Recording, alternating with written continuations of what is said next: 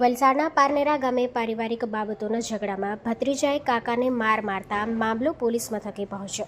પારનેરા ગામે ચણવઈ રોડ અંબાજી ધામ ખાતે રહેતા રાજેશ પટેલ ઉંમર વર્ષ 58 તેમજ તેમના પરિવાર સાથે તેમના ભત્રીજા સંકેત પટેલનો લાંબા સમયથી અણબનાવ ચાલતો હોય। આજે સવારે રસ્તામાં નાખેલ રેતી બાબતે બોલાચાલી થતા સંકેત પટેલે તેમના કાકા રાજેશ પટેલ પર લાકડાના ફટકા વડે હુમલો કરતા રાજેશ પટેલને માથા, આંખ તેમજ હાથ અને પગના ભાગે ઈજાઓ પહોંચાડી હતી।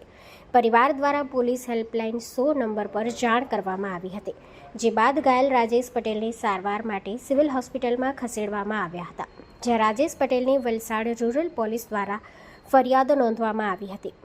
માર મારનાર સંકેત પટેલ ઉર્ફે સુકુ ભાજપ સાથે જોડાયેલ હોય તેના રાજકીય બચાવની પણ ચર્ચાઓ જોર પકડી રહી છે। રીતિબેન રાજેશભાઈ પટેલ।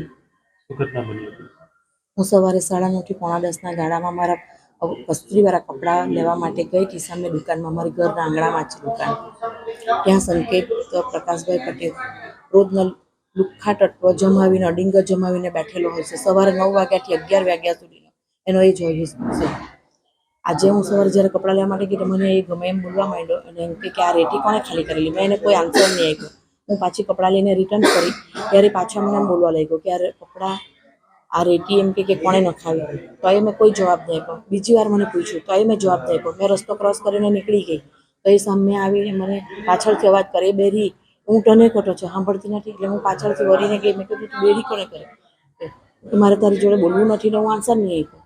તો એમ મને ગમે તેમ ગાળો આપવા માંડ્યો અને મારી જોડે ઝપાઝપી કરવા માંડ્યો અને એમ કે તું લેડીઝ છે ને એટલા માટે એમ કે બૈરું છે ને એટલું તને મારતો નથી, એમ કે એટલે હું મારીને તારો હાથ પગ તોડી નાખીશ, એમ કે એમને છે ને વધારે પડતું તો જમીનના માટેનું છે, જેથી કરીને મારા હસબન્ડ મને બચાવવા માટે આવ્યા તો મારા હસબન્ડ ઉપર એમણે હુમલો, લાકડાથી હુમલો કર્યો ને ડાબા હાથમાં, ડાબા પગમાં અને ડાબી સાઈડ પર કપાળની જગ્યા પણ એમણે લાકડાથી મારી અને એમને ટાંકા લાવ્યા। અમને તમને જાનથી મારી નાખવાની ધમકી આપી અમને, એમ કે જે જમીનનો જે કબજો છે ને એ રાજુભાઈ વડોદરા જોડે અમને બંને જણાથી ને કાયમના માટે અમે આવજાવ કરતા એ વાડીમાં ને તો અમારા ઉપર ગાડી મારે લોકો અને કાયમ અમારી ઘરની સામે બેસીને રોજના માટે અમને ગમે તેમ સંભળાવ્યા જ કરતા હોય છે।